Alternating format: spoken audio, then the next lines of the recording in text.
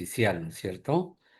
Esta trae consigo una serie de, vamos a cerrar la ventana esta.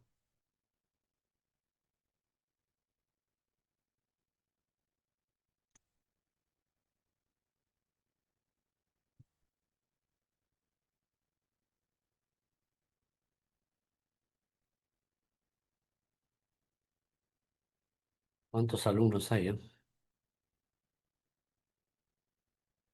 La mayoría, correcto.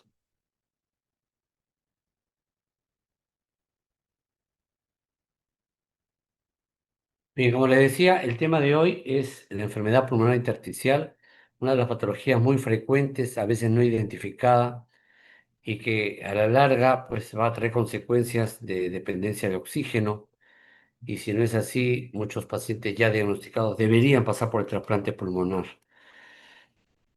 Básicamente vas a tocar la definición, los conceptos radiológicos, tanto la etiología como la fisiopatología, el cuadro clínico, el diagnóstico, sus complicaciones y el tratamiento.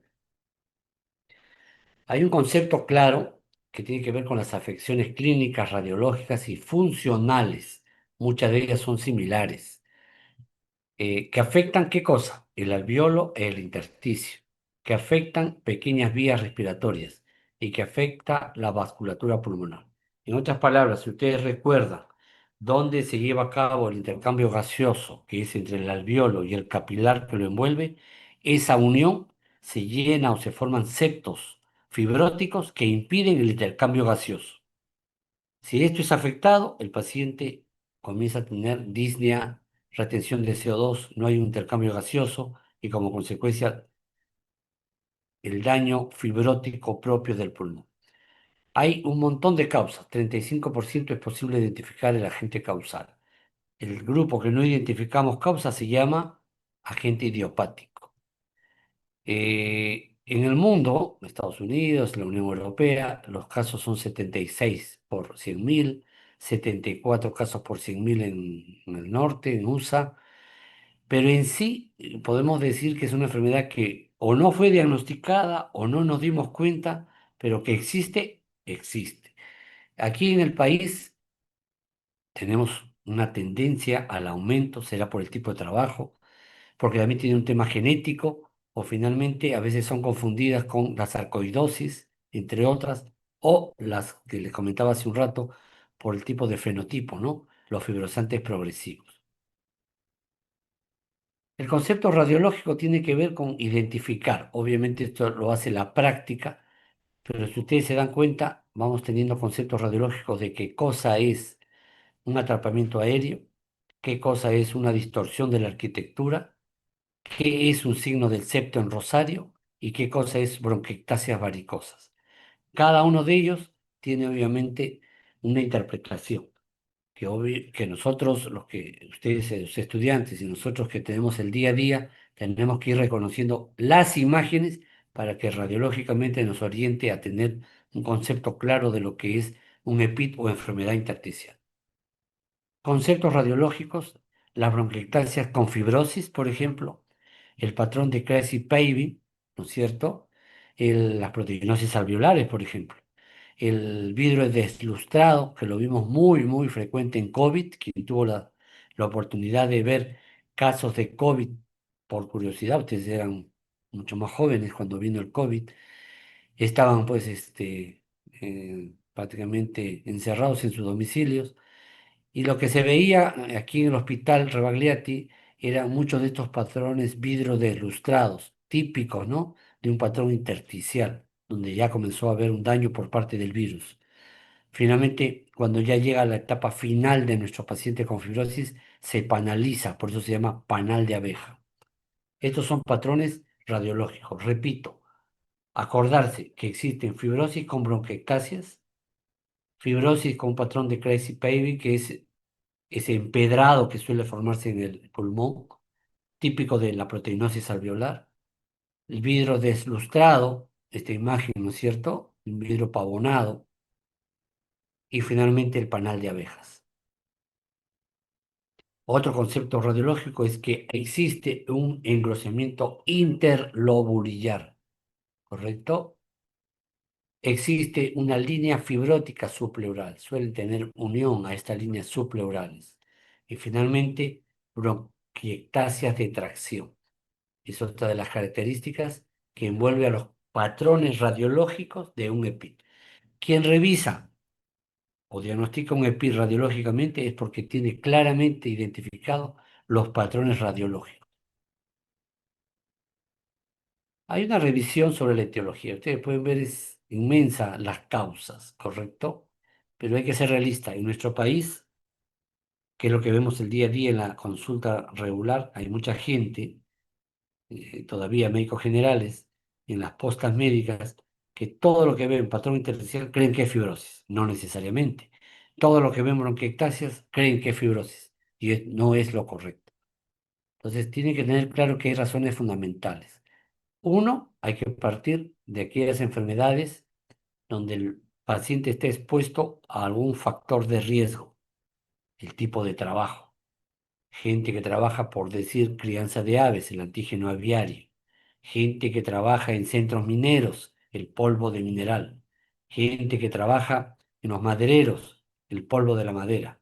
O gente que está expuesta a químicos, ¿no? Que trabajan con oro, con plata, estos disolventes químicos. En estas empresas donde se trabaja con mucho agente químico sin protección, muchos de ellos van a generar este tipo de enfermedad. En el día a día nos llega a la consulta pacientes pintores de autos, por ejemplo, que en forma informal tienen su taller y años, 20, 25 años pintando autos. Y cuando le preguntamos, ¿y usted usa un protector? No, simplemente pinta. Está que se inhala el thinner, que es el componente básico y todos los químicos que trae esta pintura. Años de años inhalando, obviamente se daña el pulmón y termina siendo una enfermedad intersticial o fibrosis pulmonar. Entonces, la etiología, como ustedes se pueden dar cuenta, tiene un montón de aristas, desde las enfermedades autoinmunes, algunas drogas o fármacos, la inflamación granulomatosa o la idiopática. Es verdad que vemos muchos casos de idiopáticos, no hay causa aparente, pero sí hay que tomar en cuenta la herencia, es decir, tenemos padres, abuelos, tíos o hermanos que han tenido diagnóstico de fibrosis, probablemente por herencia se herede. No de todos los hermanos, pero uno pudiera tener fibrosis pulmonar. La fisiopatología, básicamente hay que entender que es el aumento de la rigidez del tejido pulmonar, disminución del intercambio gaseoso, hipoxemia e hipoxia tisular, muerte celular. Este es el resumen de lo que es la fisiopatología. Ustedes ven ahí el alveolo, ven que alrededor del alveolo está el capilar sanguíneo, el que lleva el oxígeno y el CO2 le transmite el CO2. Revisen un poco esas gráficas que veían en fisiología y claramente ese intersticio, esa separación que hay entre el alveolo y el capilar, ahí ocurre todo esto. Se comienza a ver una rigidez del tejido pulmonar, producto de la disminución del intercambio gaseoso, producto o como consecuencia una hipoxemia e hipoxia tisular, muerte del tejido. El cuadro clínico empieza porque el paciente les llega, sea la consulta o sea la emergencia, por una disnea de esfuerzo. Hacía sus actividades normales y gradualmente va perdiendo eh, esa vitalidad, esa fuerza de seguir caminando, trabajando, y comienza a decir, doctor, y comenzaba a cansar. Primero a pequeños, luego a medianos y luego, o al revés, grandes, medianos y pequeños esfuerzos. Suele haber, y acuérdense, una tos, les pongo tos seca, pero el término médico es tos no productiva. El paciente del doctor les va a decir, me canso y he comenzado a tener tos seca no productiva, no bota flemas. Ah, y de repente noto que mis labios o que noto que las uñas de mis manos comienzan a poner violáceas, cianóticas. Comienzo a agitarme o a respirar rápido y hay los ruidos velcro, es decir, aquel sonido o la fricción que cuando uno hace sobre el cabello, esa sensación, ese ruido es el que se siente a la ocultación. Y otra cosa importante, revisen las manos, el hipocratismo digital o dedos en palillo de tambor, ¿correcto? Poco frecuentes las hemoptisis, melanoptisis o dolor torácico. En la anamnesis es importante pedir la edad, identificar el sexo. 20 a 40 semanas suele ocurrir la sarcoidosis, la histiocytosis, el linfangioleiomyomatosis, el LAM. Son raras, hemos tenido aquí en el hospital, pero muy al año serán pues un par de casos y eso, ¿no? El 50% tiene que ver con la fibrosis pulmonar idiopática. Se ha visto que las mujeres suelen tener LAM y suelen tener estas enfermedades de sarcoidosis o histiocytosis X. Los antecedentes familiares le decían, ¿no? La microlitiasis alveolar, poco frecuente, es un empedrado rápido del pulmón que como consecuencia los lleva a una fibrosis pulmonar. La esclerosis tuberosa, neurofibromatosis, entre otras. El tabaco, si bien es cierto, no condiciona que lo va a llevar a la fibrosis, pero es un factor de riesgo.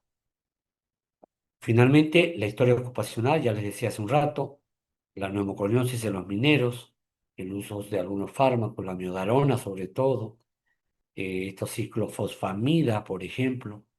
Pacientes, a ver, alguna vez les va a tocar pacientes con cáncer de mama que han sido mastectomizados, han recibido quimioterapia y parte de la terapia es la radioterapia.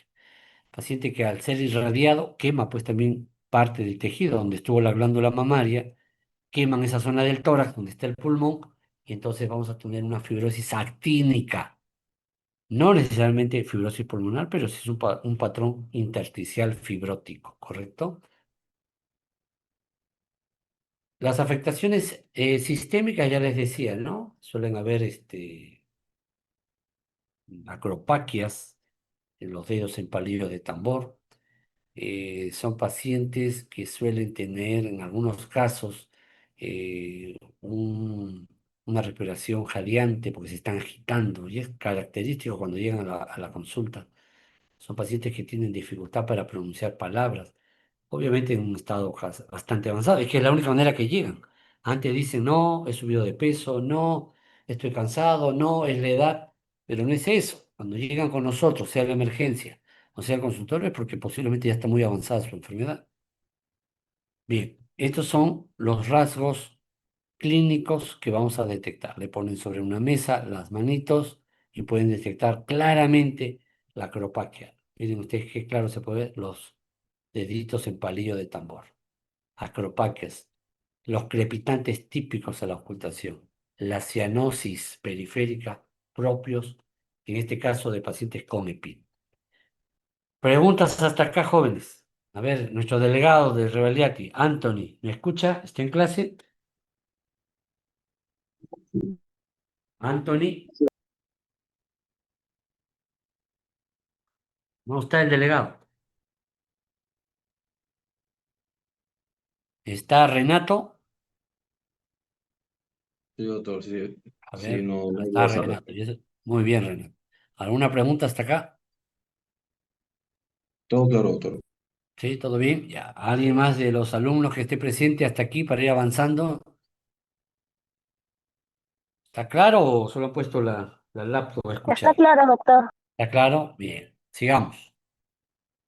Las pruebas de laboratorio. Es verdad que hay que pedir una serie de pruebas, ¿correcto? Sobre todo los anticuerpos asociados a enfermedades del tejido conectivo es fundamental. Aquí en nuestro país, por ejemplo, una de las causas frecuentes es pacientes que cursan, por ejemplo, con artritis reumatoidea, pacientes que cursan con esclerodermia, pacientes que cursan, algunos con lupus avanzado, suelen tener un pulmón reumatoideo, típico de un patrón intersticial. Entonces, nosotros, o la vasculitis, ¿no?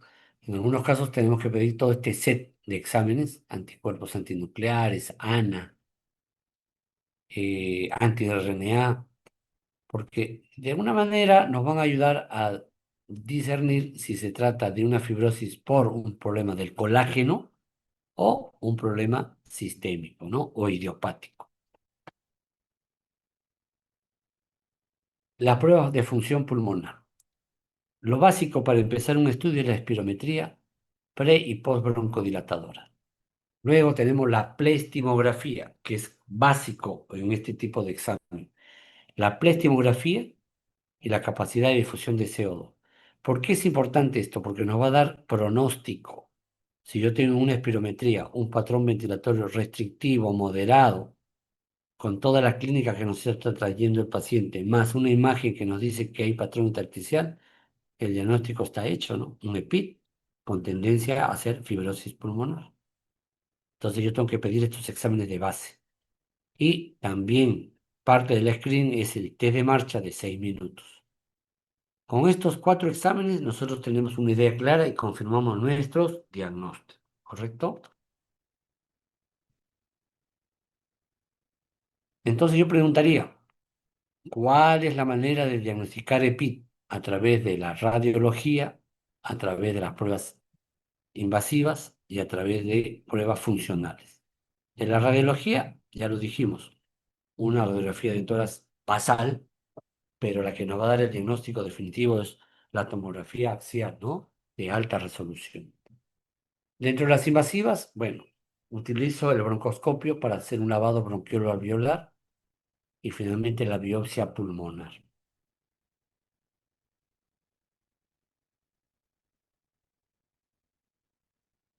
Luego, nosotros en las alteraciones radiográficas del tórax de enfermedades pulmonares tenemos que ir describiendo las alteraciones que vimos en las primeras gráficas, ¿no es cierto? Todos esos septos engrosados, algunas veces bronquiectasias, patrón intersticial, difuso, bilateral. Y estas, en este cuadro, mencionan las enfermedades que están acorde con estos tipos de patrones. Tenemos que hacer lavados broncoalveolares. La finalidad es justamente obtener muestras a través de un lavado de células, a través de la citometría de flujo. Entonces ahí nos van a dar pues qué serie tienen de células, las cuales nos va a pedir clasificar y dar pronóstico. Dentro de las diferenciales tenemos que considerar las bronquiectasias, las neumonías, una linfangitis carcinomatosa. Muchas veces se parece que está incrementado el intersticio y simplemente difiere pues de lo que es una fibrosis pulmonar, ¿no es cierto? En infiltrados pulmonares y inmunosuprimidos, la hemorragia pulmonar difusa, la neumonía lipoidea o la TB miliar, ¿no? Tienen patrones intersticiales todos estos, pero la diferencia está en las características de las imágenes. Es importante el diagnóstico de un ecocardiograma. Pregunto a todo el auditorio, los que están presentes, a ver, uno de ustedes, que siempre pregunto en el examen porque me van a pedir preguntas, ¿cuál es la utilidad de solicitar a un paciente con fibrosis pulmonar un ecocardiograma? ¿Qué estoy buscando con el ecocardiograma? A ver, cualquiera de los alumnos, identifíquese para saber con quién hablo. Sin miedo, pues chicos, conversen. Nadie. Que Sería buscar tendremos. hipertensión pulmonar. Ah, muy bien. Ahí la doctorita ya está pensando en la primera complicación que suele haber, la hipertensión pulmonar. Y ahí se los estoy poniendo, está cantado, ¿no? Porque son pacientes que con el tiempo, y es una enfermedad crónica, tenemos que comenzar a darle terapia porque hacen hipertensión pulmonar, aumenta las presiones de las pulmonares. Esto porque como tenemos un rígido pulmón que ya no permite intercambio, obviamente en vía retrógrada las fuerzas aumentan, las presiones aumentan y suele haber un incremento de las presiones de la arteria pulmonar. Obviamente se complica pues con insuficiencia cardíaca derecha, ¿no? Una insuficiencia respiratoria. El cáncer de pulmón no es que dé fibrosis pulmonar o al revés, pero se ha visto que en algún patrón por los quimioterápicos pudiera llevarlo a la fibrosis pulmonar. Entonces tenemos diagnósticos de la enfermedad intersticial difusa fibrosante progresiva. Tenemos que va decayendo, declinando su capacidad vital forzada, primero al 10, luego declina 5 al 10 y va empeorando conforme avanza la enfermedad.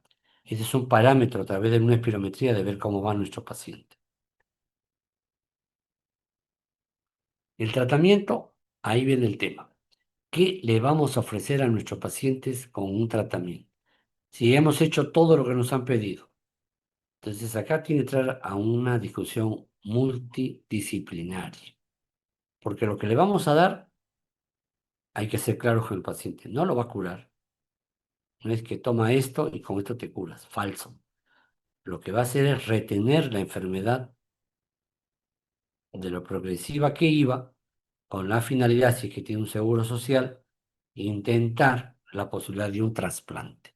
Entonces, estos antifibrosantes que han aparecido no curan, ¿correcto? Frenan, retienen, enlentecen el proceso propio de la enfermedad de la fibrosis. Esa es su función. ¿Alguien de ustedes, de los presentes, se acuerda cuáles son los fármacos que se utilizan actualmente aquí en el país para fibrosis pulmonar? A ver, cualquiera de ustedes.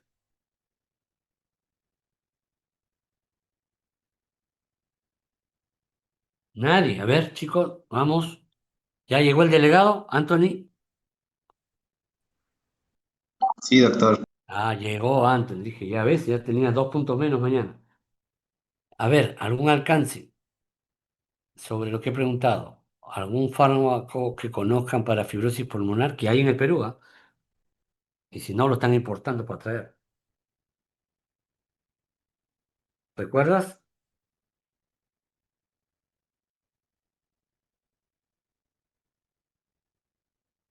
Nadie todavía. A ver. Bueno, ahí se los voy a poner. Existen dos fármacos, correcto, que va a depender la biopsia, que va a depender del lavado broncoalveolar, va a depender de la función pulmonar, del tipo de tomografía y del dato clínico, ¿no? Y todo esto nos induce a tener en cuenta, no es que se lo voy a recetar, porque va a sopesar riesgo-beneficio. Una cosa es darle a un paciente de 40 años que debuta con todo este proceso y que a la larga, viendo su proyección de vida, pues va a llegar a la fibrosis, pero por lo menos mejor preparado, ¿no? Es decir, no va a llegar a un estado terminal donde ya no tenga chance. Entonces existen dos fármacos, el nintedanib y la perferidona. Estos dos fármacos hoy en día son utilizados para frenar la enfermedad, no para curarla, frenarla, enlentecerla. Entonces, ojo con ese dato. Pregunta de examen siempre. Fármacos que se recomiendan para cuadros de fibrosis pulmonar. Los siguientes, A, B, C, todos, ninguno. Y bueno, acá tenemos ya una regla mnemotécnica clarísima de un cuadro de New England, donde prácticamente nos orienta cómo vamos a manejar nuestros pacientes. Revisen esta literatura. Le decía a sus compañeros temprano que cuando uno tiene que exponer, siempre tiene que poner de dónde ha leído, ¿no? Para refrendarnos.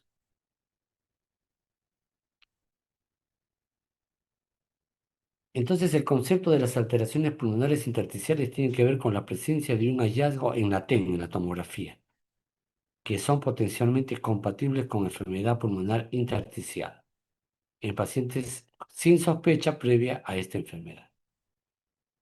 Entonces, claramente podemos ver que existen algunas pautas que nos pueden orientar a que tiene o no tiene EPIT, que es el término correcto. Y si este EPIT, digamos, se puede complicar y nos va a llevar a temas más serios de insuficiencia respiratoria, ¿no? Entonces, lo primero que hay que hacer es identificar el origen con todos los exámenes que hemos pedido y luego tentativamente ver cuándo es lo más conveniente para estos pacientes.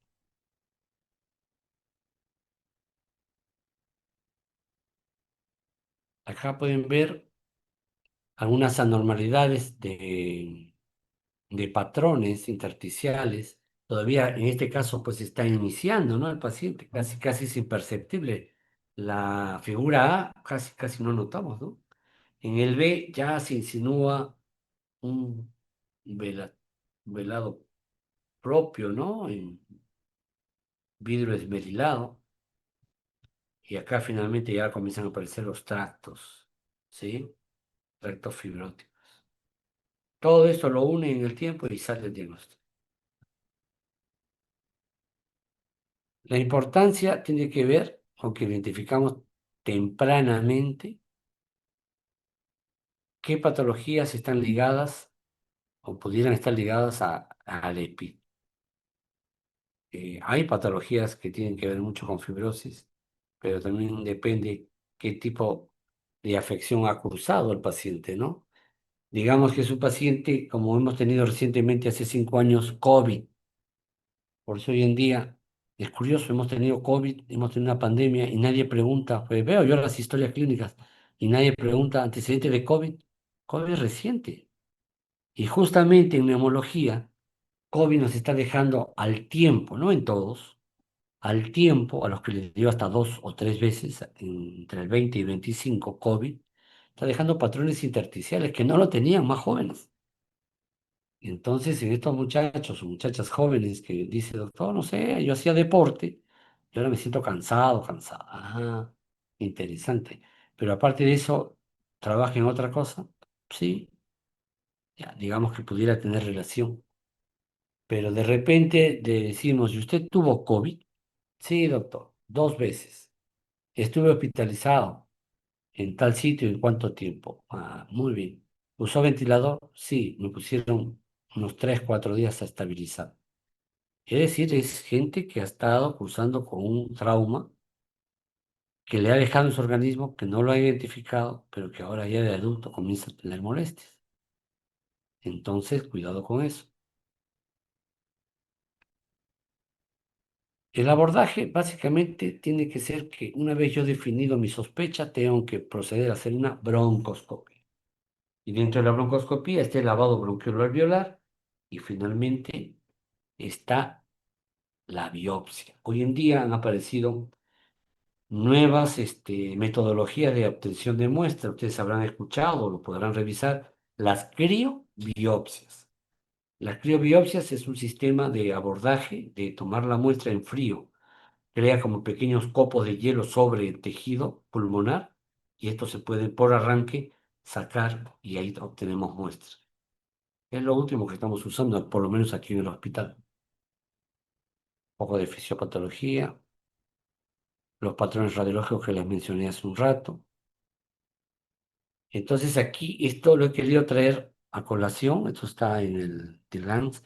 Es antiguo, pero es interesante porque estas imágenes, si ustedes se las graban, son aquellas que van a encontrar en una placa original. Entonces son opacidades lineales y reticulares, patrones radiológicos que deben tener en cuenta para hacer su diagnóstico radiológico, tomográfico de fibrosis pulmonar. Opacidad reticular, engrosamiento del septum, otra vez opacidad reticular. Miren cómo avanza la enfermedad, lo vimos anterior, el mismo paciente en el tiempo, cómo va cambiando, y ahora se está panalizando, ¿no? Se es clarísimo el daño del septum interlobular y la tendencia a la panalización. Sigue el aumento interlobular.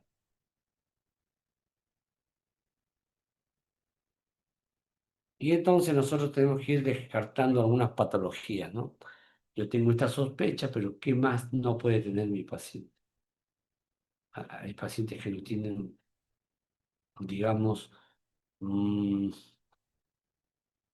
no transmiten exactamente sus síntomas y a veces se las enmascaran, ¿no? Entonces acá ustedes, yo le decía al grupo en la mañana, doctor, pero el paciente no me colabora. Es que es la habilidad del médico de obtener de obtener información, ¿no? En palabras simples que nos entiendan nuestros pacientes, poder obtener información que nos sirva de forma muy valiosa para llegar a nuestros diagnósticos. Y luego buscamos toda la lista de patologías que pudiera tener nuestro paciente. Una opacidad reticular, miren ustedes cómo se panaliza, característico de la fibrosis pulmonar. Ustedes en la página web ponen, ¿no? Patrones intersticiales en radiología y ahí van a tener todo esto. Lo que también llamamos panal de abeja, ¿no? Se panaliza. Obviamente el pronóstico es mucho más reservado, porque ya prácticamente no hay parénquima, ya no hay intercambio gaseoso. y estoy seguro al llegar a esa etapa el paciente ya está oxígeno dependiente. Más patrones, miren ustedes el patrón intersticial usual, que va siempre, y ese es otro dato, va siempre de abajo a arriba. Una fibrosis no va de arriba a abajo, es al revés, de abajo hacia arriba. Bilateral. Nos ayuda a diferenciar con neumonía intersticial no específica, ¿no? Por el tipo de patrón reticular, por las opacidades in vitro deslustrado, la distorsión de la arquitectura pulmonar. En la exploración funcional, ya les decía, es importante el elemento básico, establecer diagnóstico. Generalmente en la espirometría voy a encontrar un patrón restrictivo, cuando tiene mezclado con bronquiectasias mixto. Controle la respuesta al tratamiento, claro, o sea, si yo estoy empezando o decido dar un tratamiento con estos antifibrosantes, tendré que tener controles periódicos, ¿no? Es decir, cada 6 meses, cada año, y ver cómo va su patrón, si ha mejorado o empeorado, tanto en lo funcional como en lo radiológico. Le decía, patrón restrictivo. En algunos, patrón obstructivo. La plestimografía es la capacidad pulmonar que nos va a medir y los diferentes volúmenes pulmonares disminuidos. O la difusión de monóxido, siempre disminuida. Los gases arteriales tienen su utilidad porque nos va a servir si el paciente retiene CO2, ¿correcto? O ya está en hipoxemia, menos de 60.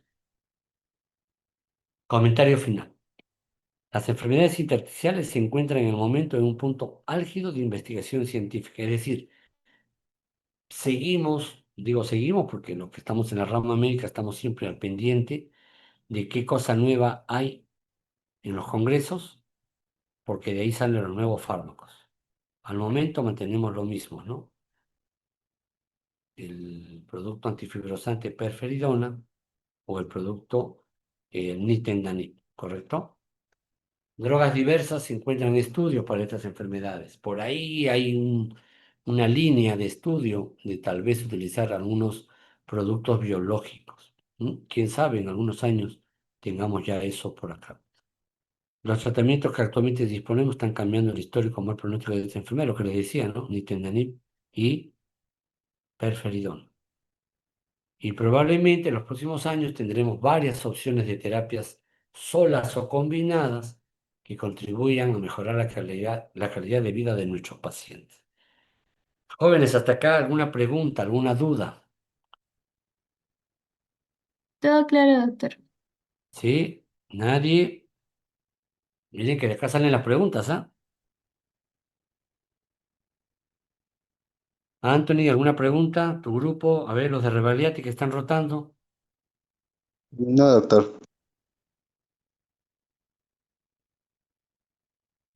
Bien, entonces voy a pasarle las preguntas al coordinador, al doctor Carrasco, para que comience a hacer ya el banco de preguntas para el examen final. Bien, si no hay más preguntas, entonces vamos despidiéndonos. Última ronda, preguntas o terminamos. A ver, preguntas, jóvenes.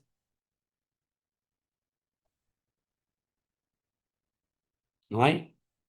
Bueno, entonces quedamos así.